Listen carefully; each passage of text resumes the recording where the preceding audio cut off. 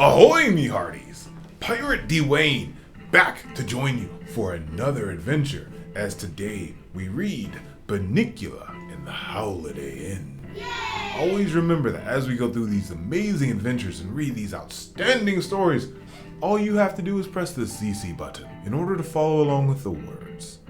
I believe that Madam Owl will be perfect to shove off with us on today's adventure. Now that Madam Owl is here, let's jump in. Bunnicula in the Howliday Inn. Chapter 8. Harold X. Private Eye. I awakened to the sound of cloth being torn. From the low growls that followed, I surmised that a game of rip-a-rag was in progress. Slowly I opened my eyes and stared out into the bright sunlight. At last the storm had passed, and from the sight of the animals that played before me, it appeared that all was well with the world.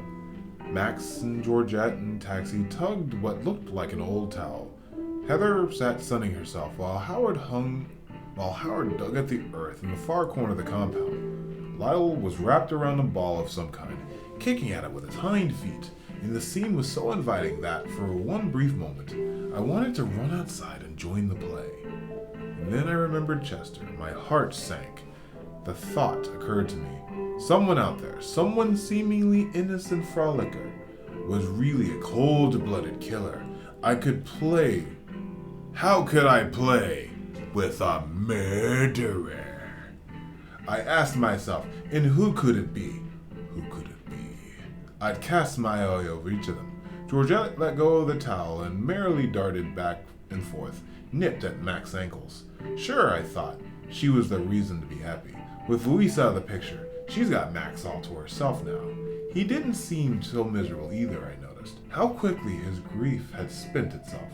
Why not? After all, he had bumped Louise off.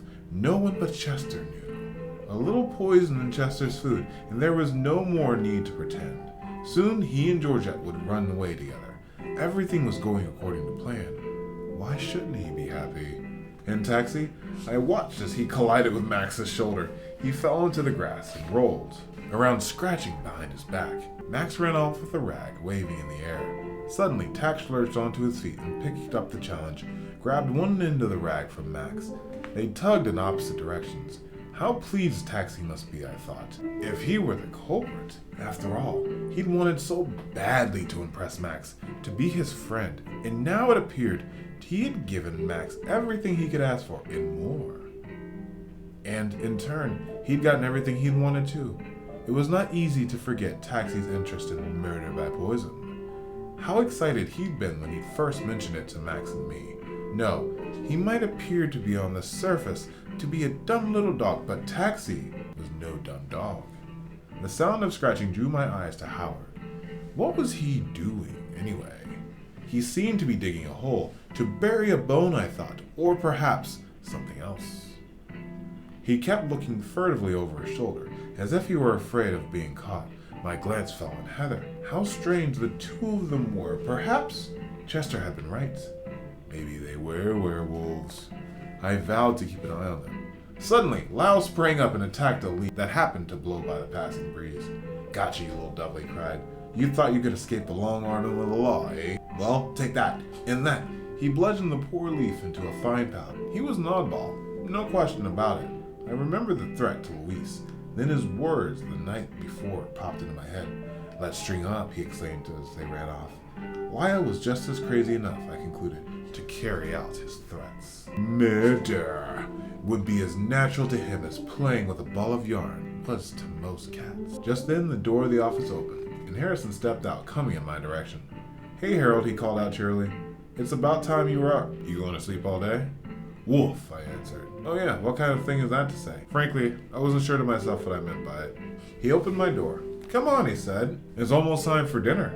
How about getting a little exercise? Leaving my bungalow, I observed Harrison out of the corner of my eye. He was whistling now.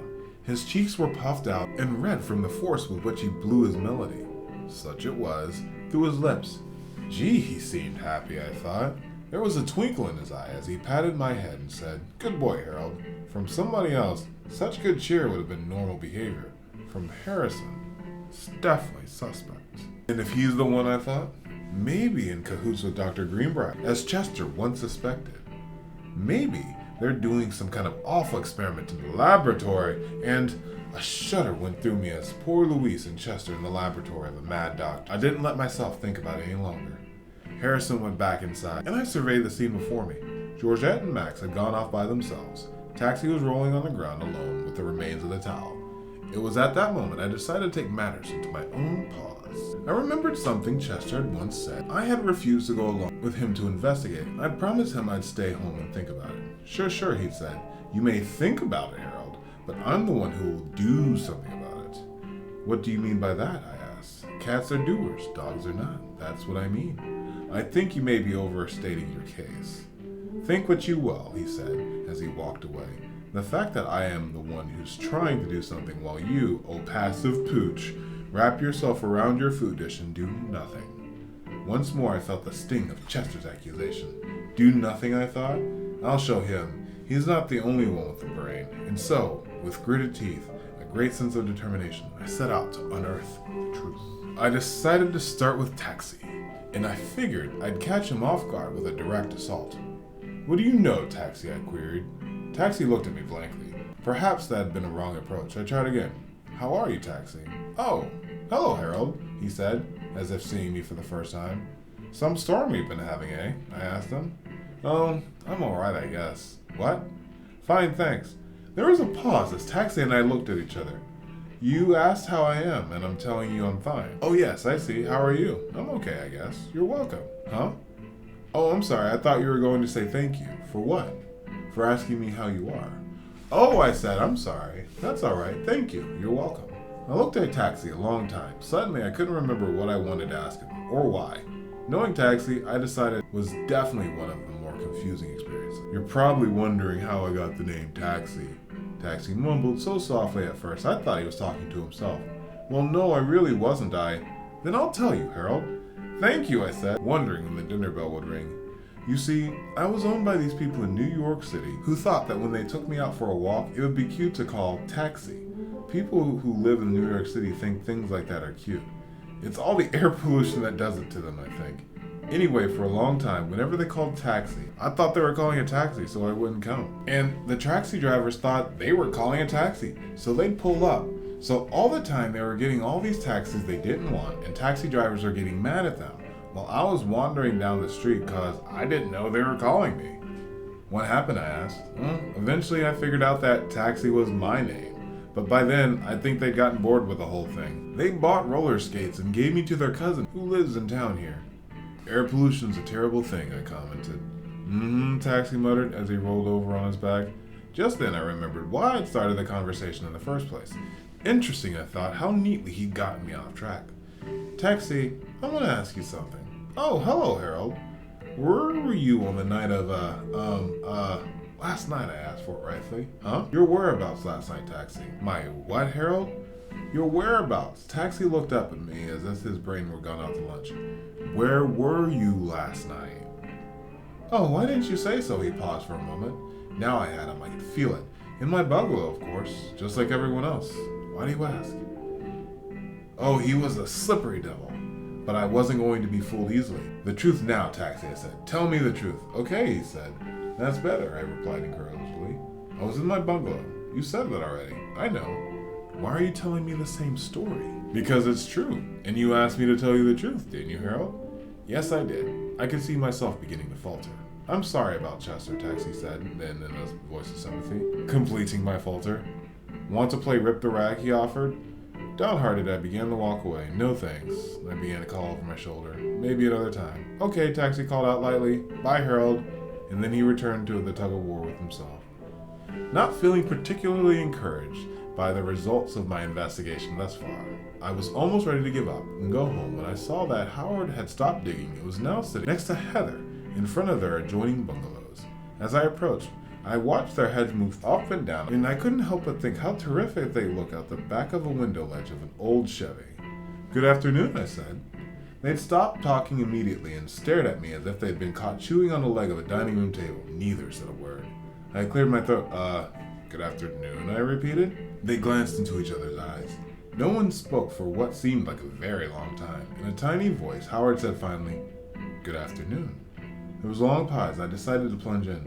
"Where were you last night?" I asked. "Not in much of the mood for conversation at the moment, Harold, old chap. Frightfully sorry. It's just that we're..." Now, Heather interjected crisply, cutting Howard off without saying another word. I had no choice but to plunge back right out again. "Well, perhaps another time," I said.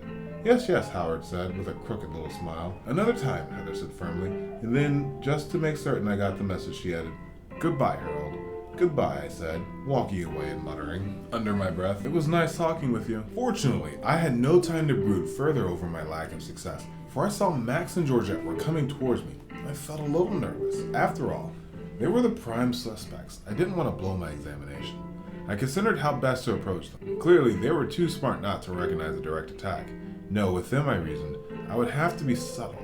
I would have to work my way into it slowly, crafting, never letting them suspect what I was up to. "Beautiful day, isn't it?" I asked casually as they stopped before me. "Oh yes," replied Georgette. She smiled sweetly. "Right you are, Harold," Max added. "Well, speaking of what a beautiful day it is, last night certainly wasn't. So where were you?" I was extremely impressed with myself. If only Chester could have been there, I thought, to see just how clever and subtle I would have been put in my mind. "What?" Max asked, pretending to be confused. I heard the dinner bell ring and saw Harrison making his rounds. Drat! What a time to be distracted by food, just when I had them on the ropes. I'd forgotten exactly what we were talking about, but I didn't let that stand in my way. "A likely story," I snapped. Georgette looked confused. "Harold, do you think you might have been out in the sun a little too long?" she asked. An interesting ploy, I thought, trying to make me look suspicious. "Harold, pal," Max said gruffly. "It's been terrific chewing the fat with you, but we've got to run. Chow time, you know what I mean." I do indeed, I thought. Any excuse get away. Think about what I've said. I wasn't going to let them off the hook so easily. You know where you can reach me if you have anything you need to get off your chest. Max gave me a puzzled look, just to keep me thinking he was innocent, no doubt. "Sure, mate," he uttered. "Anything you say." "Oh, Harold," Georgette then said, "there is something." "Ah, yes, a confession at last. We're sorry about Chester." "I bet you are," I thought, just like you were sorry about Louise. But thanks was all I said. "Hey, Harold, let's go," Harrison called out. "Soup's on, as long as it isn't split pea," I thought. After checking my dinner out for any uninvited smells or tastes, I plunged in. I was starved, which was understandable considering the amount of energy I'd used conducting a tough, unyielding criminal investigation. And the only thing bothering me about it was that I'd unearthed no new evidence. What I had unearthed was doubt. Doubt in my own mind that anyone at Chateau Bowa was the culprit, or indeed that a crime had taken place. Perhaps Chester had conjured the whole thing up in his twisted imagination. It was possible, after all, that Louise had run away, just as everyone had said. And it may have been just as an accident that led Chester to poisoning. Perhaps all of it, I reasoned, was an unfortunate result of Jill's carelessness. It was then I noticed the writing on the bottom of my food dish. The letters were smudged, so it was hard to make out what it said at first. Boy, I thought, the least they could do is serve dinner bowls you can read. I was definitely going to complain about the service. I strained my eyes and looked into the depths of my bowl. The last word was now. I had no trouble reading it because the only one that wasn't marked up. After a moment's consideration, I could see that the first word was hello. The end of the word was messy, but hello it was. Of course I was certain, because the black marks and 3 words in the middle were harder to decipher. But having hung around Toby when he did crossword puzzles on the living room floor, I was pretty good at working my way around black marks. So finally I was able to figure it out. With a great sense of accomplishment, I uttered my findings out loud. "Hello, how's your tummy now?" "Fine, thank you," I replied silently, although my eyes were a little out of focus. I went to the water dish, thinking what a cute thing that had been for a food dish to say. Too bad it had been so hard to read, though. I thought for what a time I'd trying to make the word out, tummy. It was almost as if someone tried crossing it out deliberately. Suddenly, my ears went up. I lifted my head from the water dish. What if? I asked myself. What if someone had tried to cross it out? Again, I studied the bottom of my food dish, but this time with new intent. How could I have missed it? This wasn't an old, worn-out bowl. These weren't random smudges. Someone was trying to tell me something. Looking at it this way and that, I saw a new message emerge. Hello became help. Howls became howls. And the third word was a little harder to make clear. But I finally read it out as tummy. had been smudged out and now was left as it was. Hello, how's your tummy now? Became help, how's out now. The sky was getting cloudy. A low rumble of thunder made it clear that the day's sunshine had been only a brief respite from the storm. Help howls out now. What did it mean as I lay down to sleep? Help howls out now. What did it mean? Oh wow, that was a really crazy place to end today's adventure. What did you think, Madam Owl? I'm looking forward to finding out more too. Thanks for joining us, and I can't wait to see you again. And thank you for joining us, especially with me, Pirate Dwayne, as I continue another adventure here with Wayne Reads. Thank you for joining us, and I can't wait to see you on the next adventure. Bye-bye.